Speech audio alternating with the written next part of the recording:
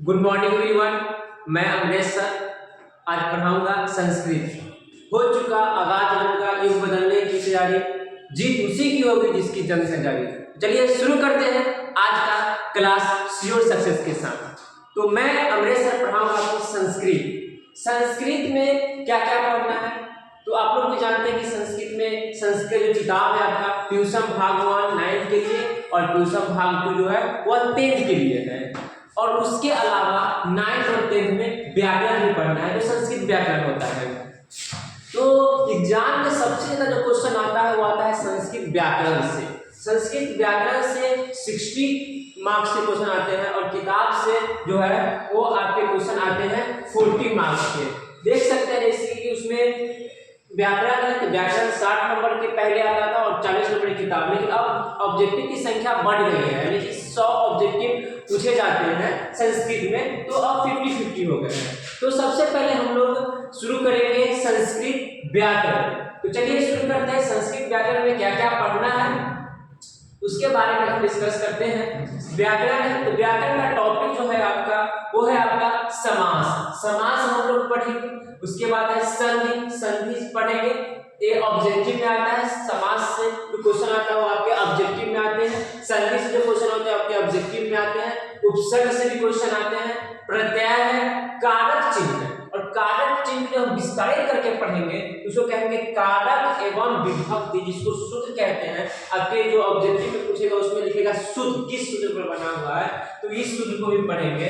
उसके बाद अनुवाद, जो आपके अनुवाद एग्जाम में आते हैं 6 मार्क्स के, तो वो अनुवाद में पढ़ना है। गद्यांश पढ़ना है। उसके बाद है आपका अनुच्छेद, जिसको निबंध कहते हैं, निबंध के बारे में पढ़ना है। पत्र लेखन पढ़ना है। लकार पढ़ना है, 10 लकार होते हैं। लकार के बारे में हालांकि लकार 5 ही पढ़ना है, लेकिन लकार 10 होते हैं। शब्दरूप पढ़ना है, लता शब्दरूप है, बालक शब्दरूप है, साधु है, मुनि है, नदी है, तो शब्दरूप भी पढ़ना है। धातु रूप इसकी पट से बनाना है, पटती पटती लकार नहीं आ जाता है। उसके बाद प्रश्न निर्माण करना है, प्रश्न निर्माण बना पढ़ना है। तो आज हम लोग टॉपिक शुरू करेंगे। सबसे पहला जो टॉपिक होगा हम लोग का वो होगा समास। चलिए समझते हैं समास होता क्या। समास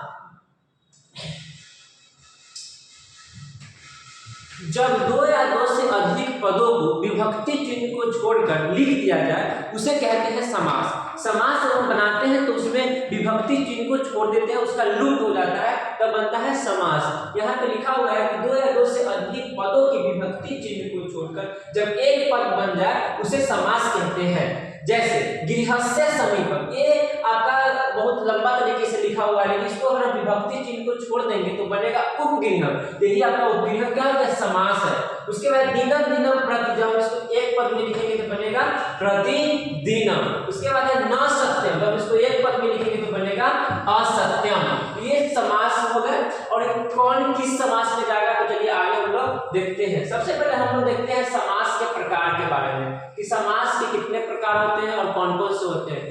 तो समास के मुख्यतः 4 प्रकार होते हैं। संस्कृत में समास के मुख्यतः 4 प्रकार होते हैं, लेकिन यहाँ हम लोग प्रकार के भी प्रकार पढ़ेंगे। टोटल यहाँ पे 7 समास पढ़ेंगे। लेकिन अगर आपके एग्जाम में कि समास के कितने प्रकार होते हैं तो आप लिखेंगे, उसमें टिक लगाएंगे समास के 4 प्रकार होते हैं। 4 ऑप्शन में नहीं होते हो 6 लगाएंगे। 6 क्यों लगाएंगे मैं आपको ये बताता हूँ। मैं लिखा हुआ संस्कृत में समास के मुख्यतः 4 प्रकार होते हैं। कौन कौन से 4 प्रकार होते हैं तो पहला है अविभाव समास होता है, तत्पुरुष समास होता है। तत्पुरुष समास के 2 वेद होते हैं, क्रमधारय द्विगु। उसके बाद होता है आपका द्वंद्व समास, बहुव्रीहि समास। ये समास के मुख्यतः 4 प्रकार है, अविभाव समास, तत्पुरुष समास, द्वंद्व समास, बहुव्रीहि समास। ये मुख्यतः 4 प्रकार है। तत्पुरुष के 2 वेद हो गए तो कुल मिला के 6 हो गए, लेकिन एग्जाम में 4 ऑप्शन होता है और 4 टिक लगाना है। एक हम लोग पढ़ेंगे नया समास जो एक्सेप्शन है, जो तत्पुरुष का ये भाग है। तो चलिए हम लोग एक एक करके सबके बारे में पढ़ते हैं। सबसे पहले पढ़ते हैं हम लोग अविभाव समास के बारे में। चलिए जानते हैं अविभाव समास होता क्या है, इसका परिभाषा क्या कहता है और इसका एग्जांपल क्या है। तो अविभाव समास में लिखा हुआ है कि जब 2 या 2 से जब किसी भी समास का जो पहला पद होता है वो प्रधान होता है। कहा गया है कि वह समास जिसका पहला पद प्रधान हो उसे कहते हैं अविभाव समास। जो पहला पद होगा उसको प्रधान होगा उसे अविभाव समास कहेंगे। जैसे कि यहाँ पे लिखा हुआ है उपगृह। उपगृह में पहला पद प्रधान है और इसका पहचान है कि अव्यय लगा हो या उपसर्ग लगा हो।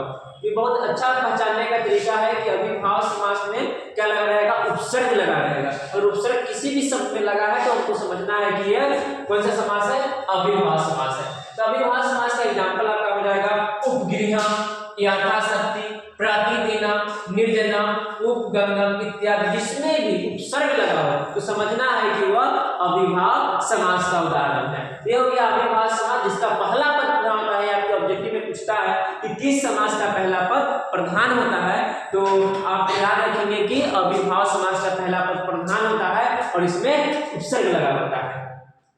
उसके बाद हम लोग देखेंगे तत्पुरुष समास के बारे में पढ़ेंगे। तत्पुरुष समास का परिभाषा क्या करता है, कहता है कि वह समास जिसका अंतिम पद प्रधान हो, वह समास जिसका अंतिम पद प्रधान हो उसे क्या कहते हैं, तत्पुरुष समास कहते हैं। जैसे कि हम लोग देखेंगे यहाँ पे वह समास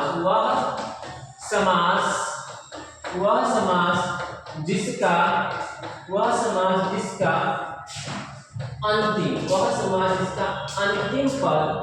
अंतिम पद प्रधान हो, वह समास जिसका अंतिम पद प्रधान हो उसे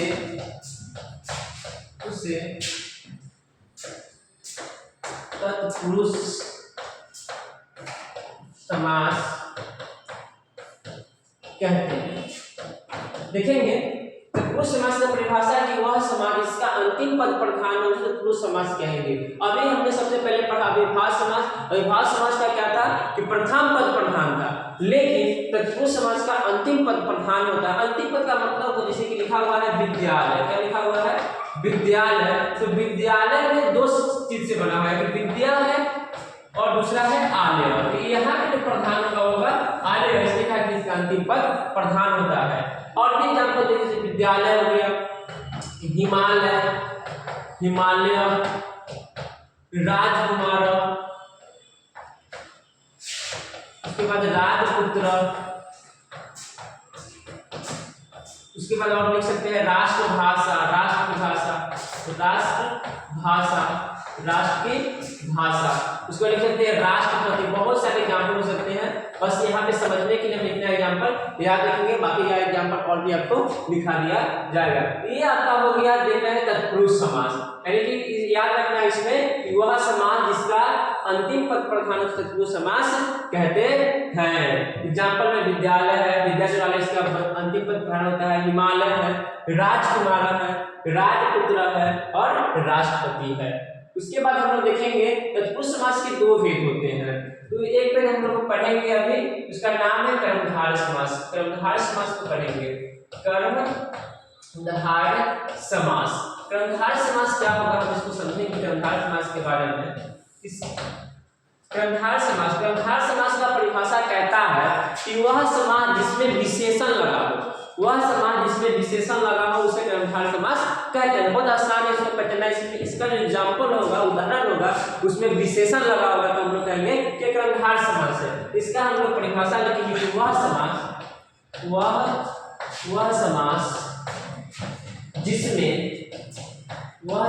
जिसमें विशेषण लगा हो, विशेषण लगा हो उसे कर्मधारय समास कहते हैं। उसे कर्मधारय समास कहते हैं। वह लिखा हुआ है कि वह समास जिसमें विशेषण लगा है, उसे क्या कहते हैं, कर्मधारय समास कहते हैं। जैसे एग्जाम्पल में हम लोग लिखेंगे, जैसे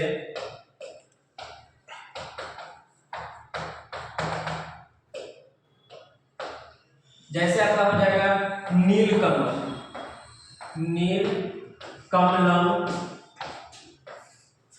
उसके बाद हम लिख सकते हैं नीलकमल, मधुर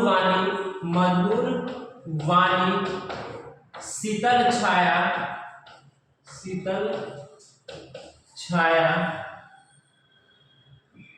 कमल भी इसका एग्जाम्पल होगा,